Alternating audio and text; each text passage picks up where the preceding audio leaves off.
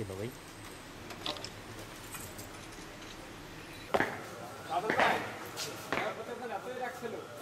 আলহামদুলিল্লাহি রাব্বিল আলামিন মিদ্দিন ইয়্যাকা না'বুদু ওয়া নাস্তাঈনু আলাইহিম ওয়ালাদ-দাল্লিন সামাদ লাম ইয়ালিদ ওয়া লাম ইউলাদ আমিন আল্লাহুম্মা আনতা সালাইতা ইয়া জালালি ওয়া নানি সগীরা পারেন। মাননীয় প্রধানমন্ত্রীর নেতৃত্বে বাংলার পরিবারের সদস্যবৃন্দ যারা জীবিত আছে সকলকে আল্লাহ আপনি আল্লাহ আপনার নিকট সাহায্য প্রার্থনা করছি।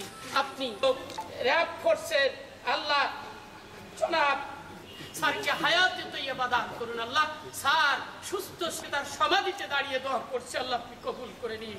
আল্লাহ এখানে আরো দেশপ্রেম, সততা, দৃঢ় ঈমান দান করুন। আল্লাহ আমরা আলহামদুলিল্লাহি রাব্বিল আলামিন রোজায় পৌঁছে দিন। আল্লাহ খাস করে শহীদ যাচ্ছে ফজল মনি বেগম আজু মনি কোয়ানের জামিলউদ্দিন আহমেদ। এবং আজকে এই আইন শৃঙ্খলা ও স্থিতিশীলতার জন্য কিন্তু যারা উন্নয়নের এই যাত্রায় যারা প্রধানমন্ত্রীর সাথে সারথি ছিলেন, সেটা আমি বলবো যে আজকের পুলিশ এবং এই যে এলিট ফোর্স র্যাব।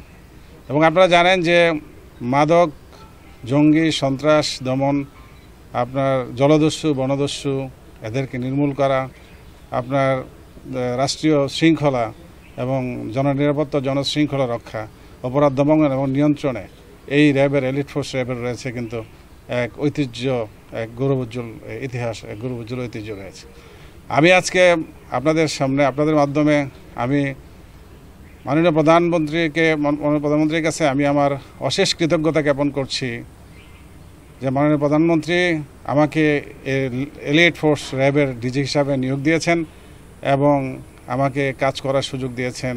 মাননীয় প্রধানমন্ত্রীর কাছে আমি অনেক কৃতজ্ঞ, অশেষ কৃতজ্ঞ মাননীয় প্রধানমন্ত্রীর কাছে যে মাননীয় প্রধানমন্ত্রী আমার উপরে আস্থা এবং বিশ্বাস রেখেছেন। আপনারা অনেকবারই আপনারা দেখেছেন যে আপনার যে বিভিন্ন যে সরকারের যে স্টেটমেন্টগুলো, যে এখানে আসলে একটা ফোর্স তো এখানে কারো দায় নিবে না, বুঝতে পারছেন না? কেউ যদি কোনো ভুল ত্রুটি করে থাকে এটা কিন্তু ফোর্স এই দায় নেবে না, এর দ্বারা ইন্ডিভিজুয়াল। কাজে এইখানে তো আপনার এই একজন ইন্ডিভিজুয়ালের সাথে তো আপনার র্যাবের ভাবমূর্তির কোনো বিষয় নেই। শুনেন, আসলে এইটা যে বিষয়টা এটা তো আপনারা জানেন যে সরকার ইতিমধ্যে বিভিন্ন ইনিশিয়েটিভ নিয়েছে এবং বিভিন্ন পদক্ষেপ নিয়ে কাজ হচ্ছে।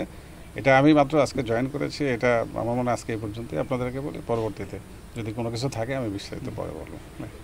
এই এলিট ফোর্স, এই র্যাবে কর্মরত অবস্থায় বিভিন্ন কাজ করতে গিয়ে বিভিন্ন চ্যালেঞ্জ মোকাবেলায় যারা শহীদ হয়েছেন তাদের সকলকে,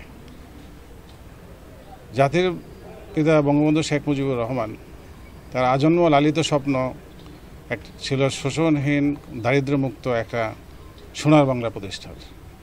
এবং আপনারা জানেন এটা অত্যন্ত দুর্ভাগ্য হলো যেটা যে ইতিহাসের এক জঘন্যতম নিষ্ঠুর বর্বরতার শিকার হয়েছিলেন জাতির পিতা এবং তার পরিবারের অন্যান্য সদস্যরা। তার ধারাবাহিকতায় জাতির পিতার যে সুযোগ্য কন্যা আমাদের মাননীয় প্রধানমন্ত্রী শেখ হাসিনা, তার নেতৃত্বে বাংলাদেশ সে সোনার বাংলা দিকে এগিয়ে যাচ্ছে। এবং ইতিমধ্যে আপনারা দেখেছেন যে আমরা নিম্ন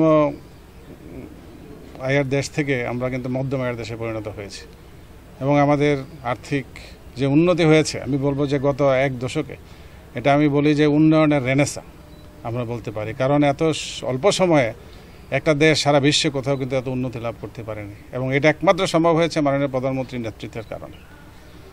এবং সেদিকে আমরা এগিয়ে যাচ্ছি এবং সেটা যে 2008 নির্বাচনের যে ইশতেহার ছিল যে ডিজিটাল বাংলাদেশ, আপনারা জানেন তখন এই ডিজিটাল বাংলাদেশ নিয়ে অনেকে উপহাস করেছে, যারা স্বাধীনতা বিরোধী শক্তি চক্র তারা উপহাস করেছে।